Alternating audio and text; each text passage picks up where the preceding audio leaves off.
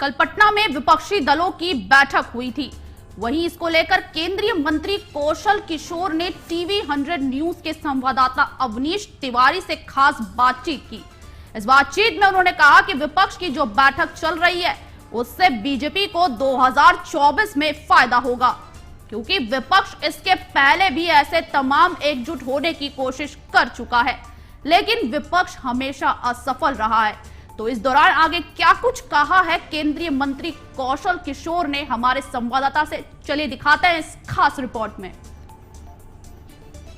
कल पटना में विपक्ष की बैठक हुई। इसी विषय में चर्चा करने के लिए हमारे साथ केंद्रीय मंत्री कौशल किशोर जी हैं। सर, क्या कहना चाहेंगे कल जिस तरीके से बैठक हुई?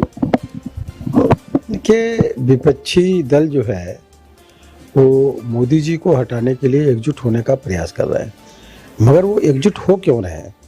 इसलिए कि उनको ये बात अच्छी नहीं लग रही कि मोदी जी 80 करोड़ जनता को मुफ्त में राशन क्यों दे रहे हैं। ये बात उनको, विपक्ष को हजम नहीं हो रही।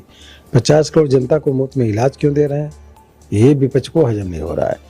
10 करोड़ महिलाओं को गैस सिलेंडर चूल्हे दे दिए, 3.5 करोड़ से ज़्यादा लोगों को जिनके पास घर नहीं थे आवास मोदी जी ने दे दिए।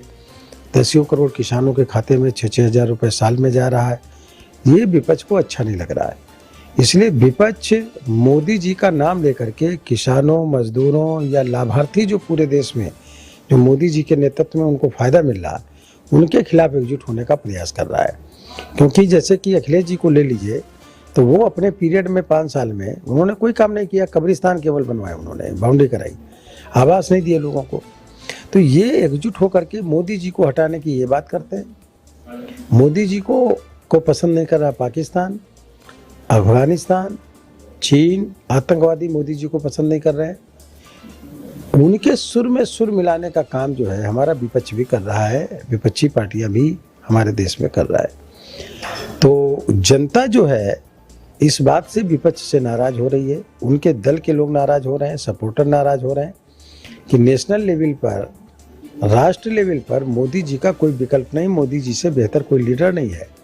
और इसलिए उनके दल, विपक्ष के दल का वोटर भी 20 से 25% मतदाता भारतीय जनता पार्टी को 2024 में वोट करेगा और एक मजबूत, ज़्यादा मजबूत ताकत के रूप में मोदी जी और बीजेपी उभर करके आएगी। क्या ऐसी बैठकों से बीजेपी को 2024 में कोई नुकसान होने की संभावना जताई जाती है? नुकसान नहीं, फायदा होने जा रहा है इससे, और लाभ होने जा रहा है। जैसे ही 2 दल एकजुट होते हैं, उनका 20 से 25% वोट माइनस होता है और वो फिर विकल्प पे जो होता है उसके पास जाता है। तो विकल्प बीजेपी है, वो फिर बीजेपी के पास जाएगा। विपक्ष की एकजुटता विपक्ष के लिए नुकसानदेह है, हमारी बीजेपी के लिए फायदेमंद है। देखा जाए, इसमें एक बैठक में एक अहम बात निकल के सामने आ रही कि अरविंद केजरीवाल का कहना है जिसकी सरकार जहां है वहां चुनाव लड़ेगी। क्या कहेंगे इसको? जिसकी सरकार जहां है वहां लड़ेगी, इसलिए कि बाकी लोगों का वोट कहीं नहीं है। केजरीवाल का दूसरी जगह नहीं, ममता जी का दिल्ली में नहीं है, लालू यादव का, अखिलेश जी का दूसरी जगह नहीं है। तो इन लोगों का प्रभाव, इनकी एकजुटता कोई प्रभाव माने इसलिए नहीं रखती कि एक दूसरे का वोट एक दूसरी जगह नहीं है, कोई फायदा होने वाला नहीं है इससे। इसलिए अपने अपने गढ़ में ही ये चुनाव हारेंगे, इनको विपक्ष से कोई फायदा नहीं मिलेगा।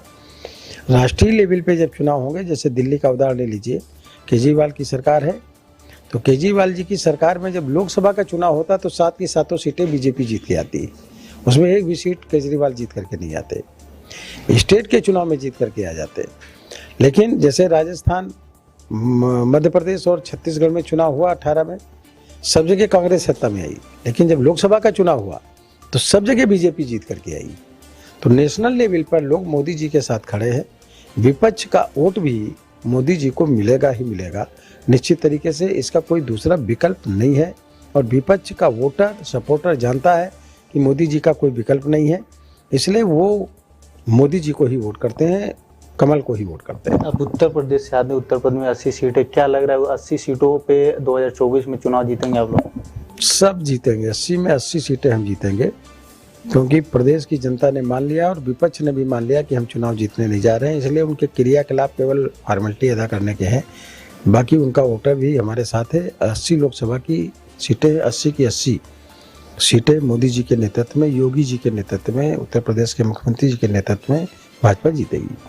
प्रधानमंत्री नरेंद्र मोदी जी का अमेरिका दौरा था, उसमें क्या कहेंगे, उसको लेकर के आने वाले समय में भारत को कितना फायदा होगा?